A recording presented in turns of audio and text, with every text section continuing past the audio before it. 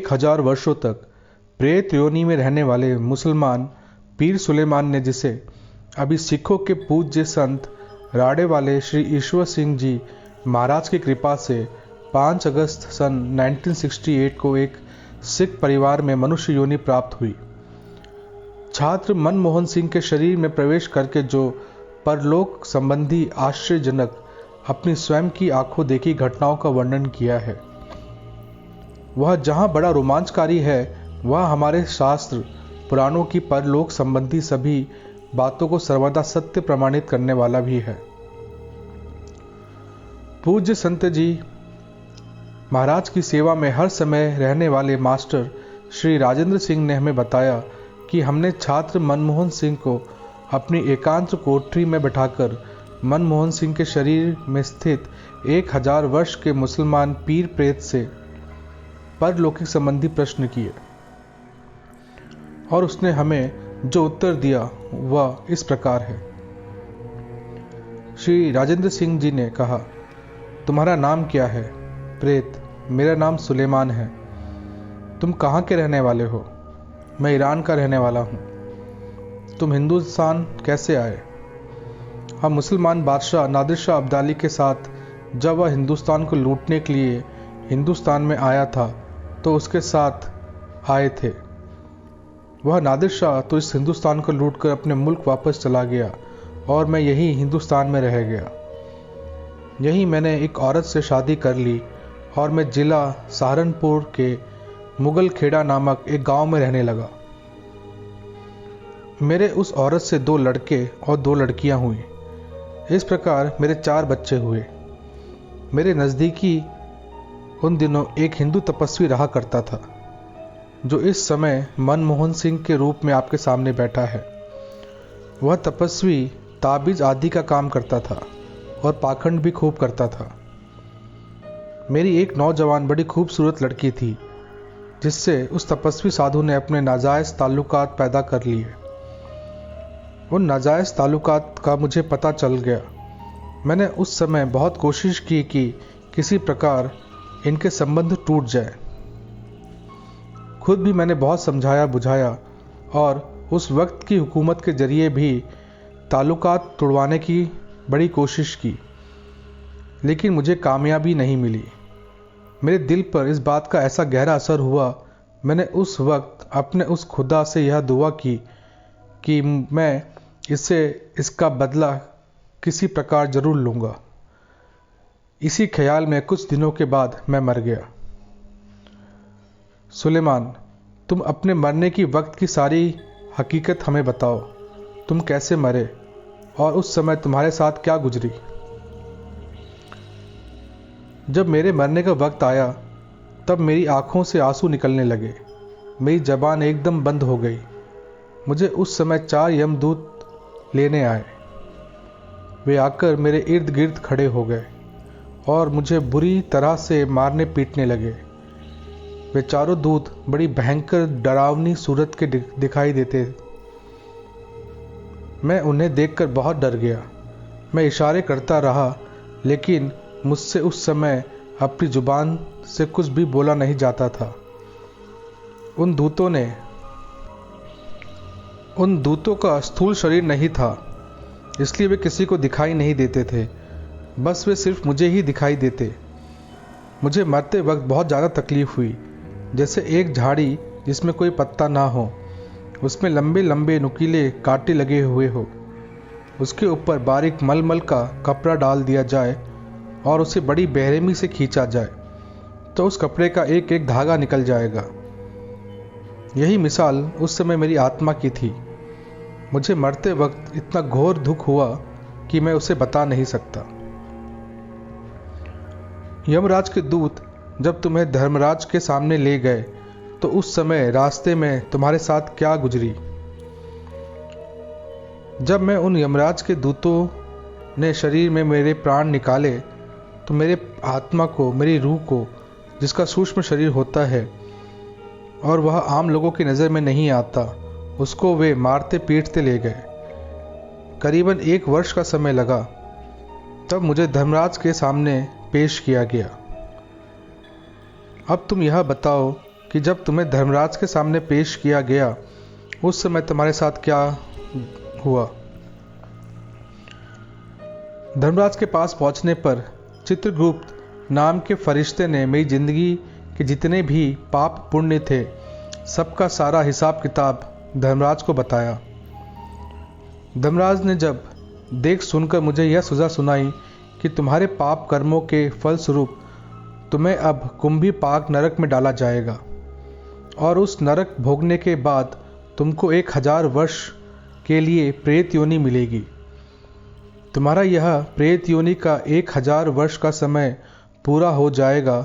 उस वक्त तुम्हें जिसने तुम्हारी लड़की के साथ नाजायज़ ताल्लुकात पैदा किए थे और जिससे तुमने उस समय बदला लेने की इच्छा की थी, जिसके लिए तुमने खुदा से प्रार्थना की थी, वही तुम्हें फिर से मनुष्य के रूप में मिलेगा। तब तुम उससे अपना बदला ले सकोगे। फिर तुमको और उसको कोई महापुरुष मिलेंगे और वे तुम दोनों का कल्याण करेंगे। कुंभी पाक नरक में तुमने क्या देखा? कुंभी पाक नरक तकरीबन 1000 योजन से भी ज़्यादा बड़ा है। एक योजन करीबन 4 कोस का होता है। वह 1000 योजन लंबा और 1000 योजन चौड़ा है। उसका मुंह करीब 9 इंच होता है। उस 9 इंच मुंह से पापी जीव को कुंभी पाक नरक में डाल दिया जाता है और उस समय जीव की जब तक सज़ा पूरी नहीं हो जाती उसे उसी नरक में रहना पड़ता है। उस कुंभी पाक नरक में क्या क्या तकलीफें तुमने उठाई?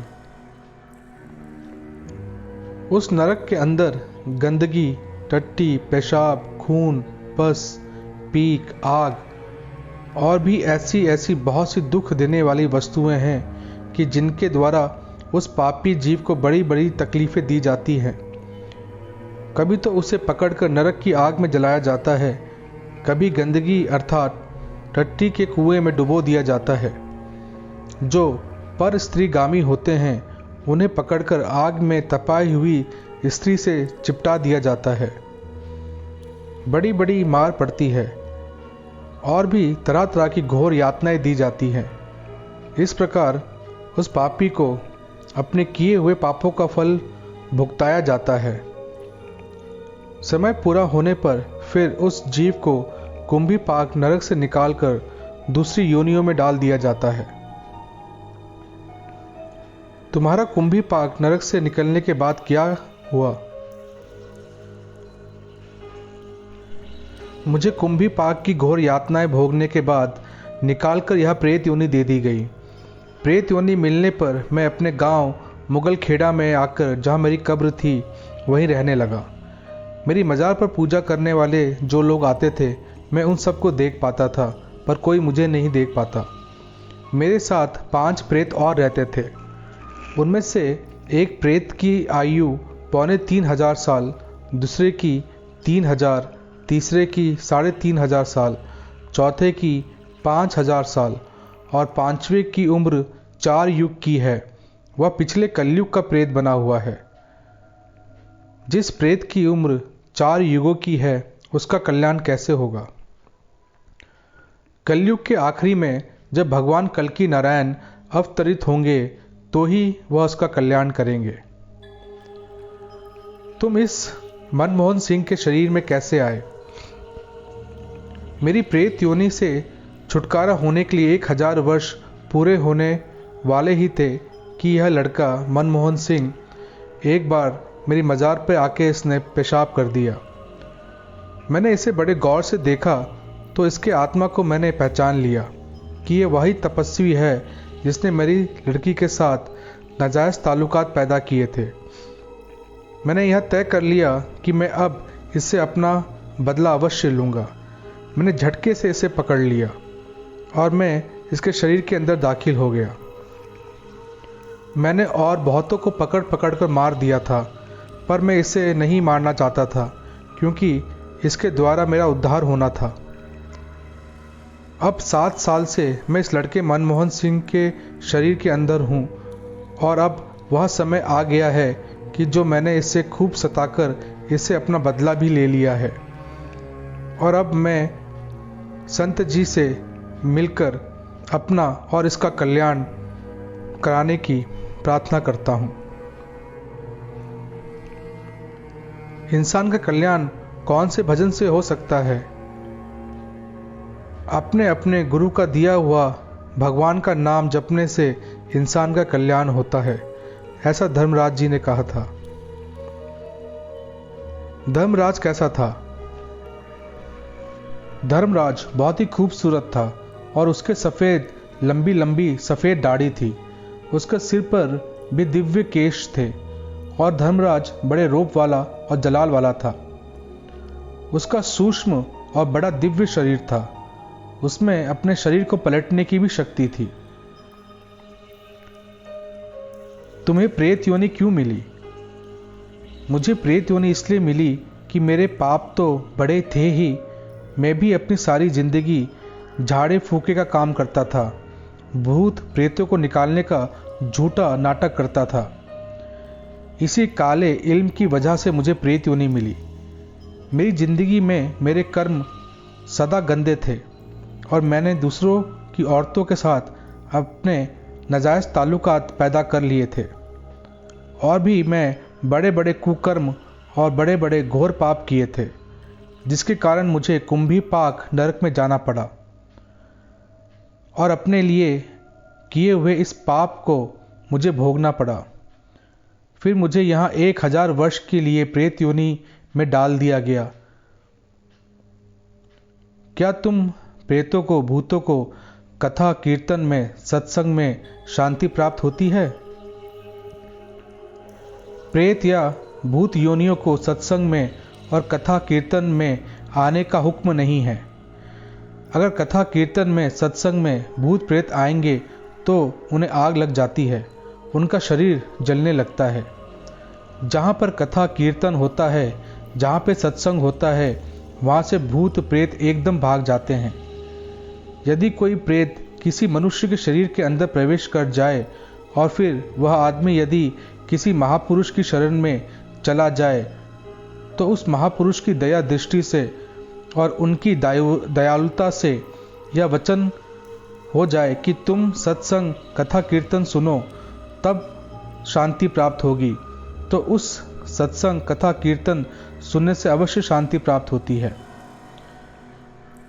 यह सब प्रेत से किए गए मास्टर श्री राजेंद्र सिंह के प्रश्न उत्तर जो के त्यों दिए गए हैं।